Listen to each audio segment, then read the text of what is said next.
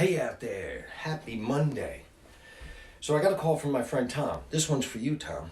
I'm going to use vague names and stuff like that in case the seller of the property that we talked about doesn't want everybody and their brother knowing the address. So out of respect, I'll do that. But my friend Tom gave me a call this morning about a possible prospect in Freehold, New Jersey. I looked at some numbers online and I responded to you, Tom, with there's not enough meat on the bone for me here. There's a couple other factors that I take into consideration when I'm going to look at a house, whether or not it's something that I want to get into. The distance of this house was a factor. It's about, 35 minutes from my house. Going back and forth every day, spending over an hour on the road, getting familiar with the home improvement stores over there and everything else. It's not something that, it's not something I would not do, but I have to take that into consideration. So that was a factor. For me, I buy and hold real estate, which means just that. I mean, I buy it, I fix it up, and then I hold it as a rental. So when I ran numbers on this particular house, it didn't make too much sense for me to do it. As a rental, and I think it would make a great rental, but for me, I think I need to get a little bit more money for the rent to justify paying the price that I think that the seller wants for the house. So I'd need to have quite a bit of equity in the house, and again, I don't think it would be there for me in combination with the rehab that I would want to do on this house. However, just because this house isn't for me doesn't mean it's not a good deal. Doesn't mean that the seller can't make top dollar on it and a buyer can actually get in at a decent price and it could really be a win-win situation. I'll tell you the numbers that I ran and how I came up with my thoughts this morning, and then maybe there's a couple suggestions in here where the seller can make top dollar on it and also not get a lot of headaches from it. So this isn't an in-depth kind of appraisal or anything like that on this house. I'm going to tell you, I look at the MLS because I'm a realtor as well. I look at Zillow and I look at tax records in order to come up with a preliminary number. What I want to do is I want to focus on the neighborhood that the house is in. And in this particular case, this house is in a really nice neighborhood. It's got a lot to offer. I'm not saying anything negative about this house. So when I say that it's not for me, it's for someone, it's just not for me. I'm going to tell you who I think this will sell to for the top dollar. And if I'm thinking about this correctly, the seller wants to sell it for top dollar with the least amount of headaches and as fast as possible. If that's not the case, correct me, but I think that's the case. Here's the subject property. I'm going to call it the White House because it's white. It's a 3-bedroom, 3-bath, 1,659 square feet.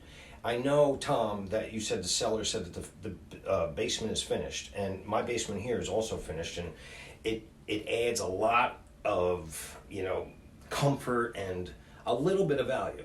But as an appraiser, you can't go out there and give the same amount per square foot for a finished basement. So it's going to add to the house, definitely. However, when you come up with a per square foot number, the basement's not going to be included as far as per square feet. So the tax records have it down at 1,659 square feet. It was bought back in 1997 for $140,000. That's really not that big of a deal as far as when it was bought or what the previous value was, but I figured I'd throw that in there. I put a star next to this comp that I would use. And again, realtors might come up with a different way to approach it, but I want to see when someone comes into the neighborhood looking at a house, what are they going to compare it to? What's the easiest one that they're going to compare it to?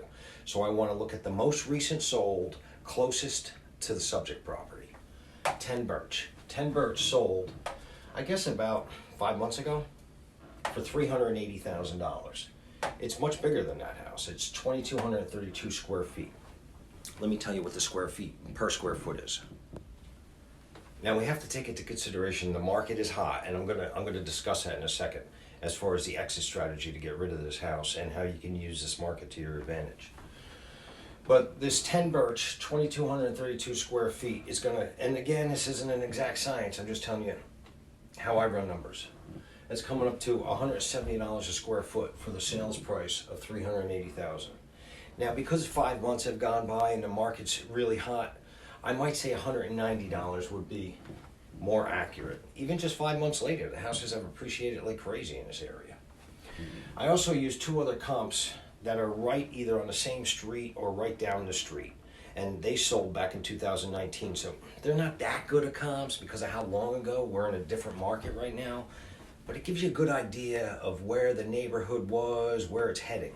Both of those sold for about $390,000, so similar, and they're much bigger than the subject property. Now, a real simple equation, if I used that property at 10 Birch and I took the 170 per square foot calculation and even jacked it up to 190, the subject property at 1659 square feet would have come up to about 315,000. 315,000 with some renovations being done to it. Quite a bit, because if you look at that comp, 10 Birch, it's a nice house and it's quite a bit bigger than the subject property.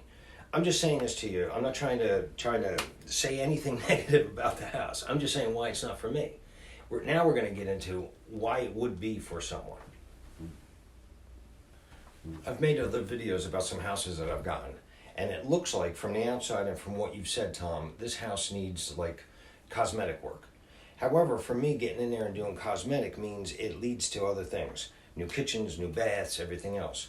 I'll do a lot of it myself to cut down on the costs, but I want to see who would be the best buyer in this house for the seller to get the most money. A flipper? A flipper would probably pay for this house, probably pay about $300,000 for this house. This is in my opinion. I don't know.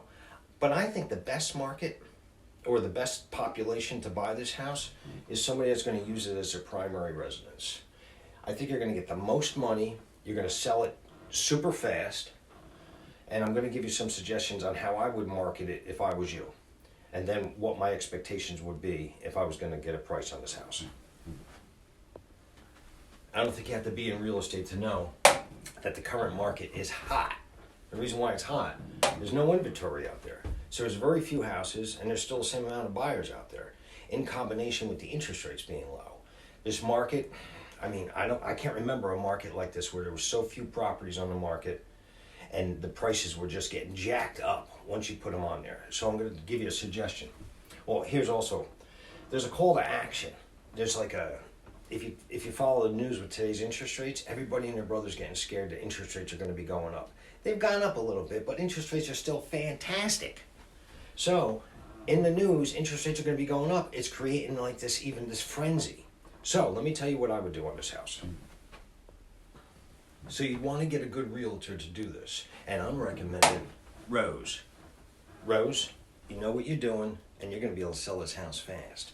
So I'm making believe I'm the seller on this house. The situation is the house has been sitting there for a while, doesn't have any upgrades in the house or anything like that. Possibly people have been smoking in the house. There's some factors in there that are going against you. However, in this market, people won't care that much. I would clean it up and do the minimum amount of work to this house. I mean, if there's obvious stuff that needs to get fixed, I guess you should fix it. But my point is, get it on the market ASAP. I'd list it on a Thursday afternoon, no later than a Friday morning. I'd make the showing times as easy as possible. Like, I look at some of these listings and it's like, you got to sign this form, this form, this form, and then we're only showing on Thursdays after 2 p.m. and only up until 5. How do you sell a house like that? If I know this house like I think I do, it's vacant. Make the showing time as easy as possible. Go through showing time, go over there. No exaggeration, if you list it like this, if you list it on a Thursday or Friday, before Sunday, I would imagine you'd have 40 to 50 showings of this house. Listing agent, Rose, I would then, on Sunday afternoon, Sunday morning, I would reach out to all the realtors that took clients through the house. I'd have a whole email list set up and I'd send out a blast. And I'd say, there's been so much action on this house, I need the highest and best by Sunday. That's a call to action for these people to really act. This is where I'm anticipating that the house would go. And this is just off of like looking at the sites that I talked to you about. It's not like I got into depth. Like I got over into the house and saw the nuts and the bolts of the house and what the carpet looks like and the heating system and the roof. I'm not saying that. So I mean, maybe there's something completely out of the ordinary that I'm missing here, but this is my prediction. I think if you put it on the market for between 300 and 325, I think you'd actually sell it for close to 350 in this market. People are going to come over that want a house and have been looking at houses, and they just sell before they can even put their offer in, and they're going to be like in a rush. I don't think I have to tell anybody this, especially Rose.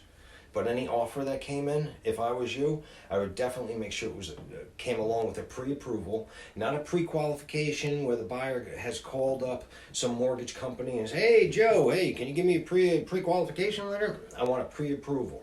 I want these people's income to be looked at already. I want their credit to be looked at, and I want their assets to be verified. Talking about assets, along with any offer that I would accept, along with the pre-approval, have to be pre-approved, like I said, but I'd also want to get a sizable earnest money deposit. The more money, the more skin in the game that they have, the more serious they are. Now, I'm going to leave it up to you or Rose to come up with this, but because you don't know what the condition of the house is, you have never lived in the house, and it's been sitting there for a while, I might sell it either as is, or I would be real cautious with allowing buyers to come in with too many contingencies. Like an as-is house you could sell with no contingencies. A buyer could still come in and get inspections done on a property, but they can't use that inspection report to back out of the deal. It also tells buyers, we're really not going to negotiate too much on stuff that needs to get done in the house because we're selling it as is. So that's my take on the White House. Like I said, I'm into win-win situations. This house isn't for me because I need to get it for a lower amount, and I don't think that the seller would want to close on that small of an amount of money. It's not like I'm trying to get rich off of one house, but it's just not for me. However, this is a great house in a great neighborhood, and I really think you could sell it fast. If you have any questions, reach out.